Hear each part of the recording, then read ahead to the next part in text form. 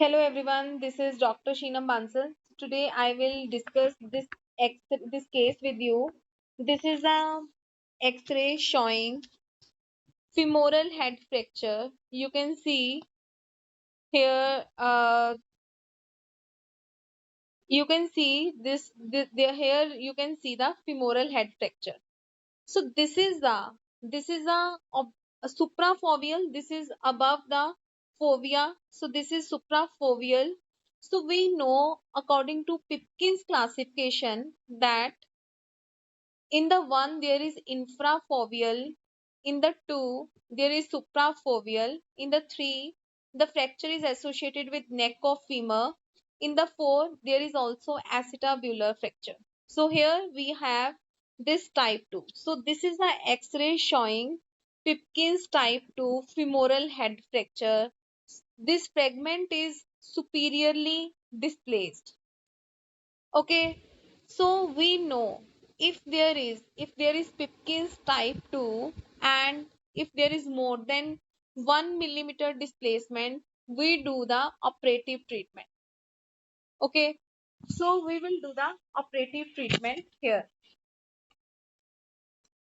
In the operative treatment, we can fix it with the mini fragment screws.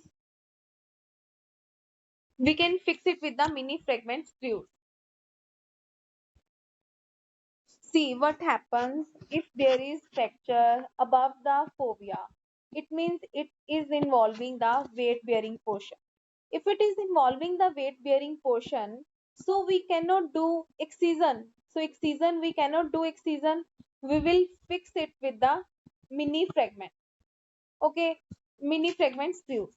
And if it is type 1 fracture, if it is type 1 Pipkin's type 1 fracture, it means it is below the fovea and we can excise because it is not involving the weight bearing portion. So for the fixing it, we can fix it uh, with the anterior approach. Anterior approach is easier to fix it. In the anterior approach, we will make plane between the tensor fascia lata and sartorius muscle. Okay, so it is tensor fascia lata we know is supplied by the superior gluteal nerve and sartorius is supplied by the femoral nerve. So it is in between the internervous plane.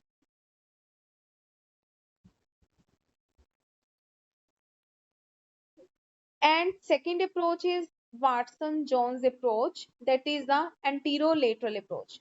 Watson-Jones approach is anterolateral, that is between the gluteus medius and tensor fascia lata. These both are supplied by the superior gluteal nerve, so there is no internervous plane. And there is also a posterior approach that we go through the gluteus medius muscle.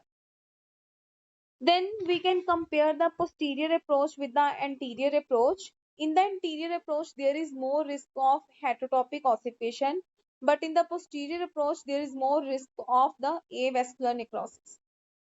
So we have done this fracture that this is above the fovea capitis. So it is involving the weight bearing portion. As it is involving the weight bearing portion, we cannot excise and we will and more here we can see here it is more than 1 millimeter displacement. So we will do the operative treatment. In the operative treatment, we can do the mini fragment screw fixation. uh, these we can use the headless screws. Okay, headless screws of 2.7 millimeter or 3.2 millimeter diameter.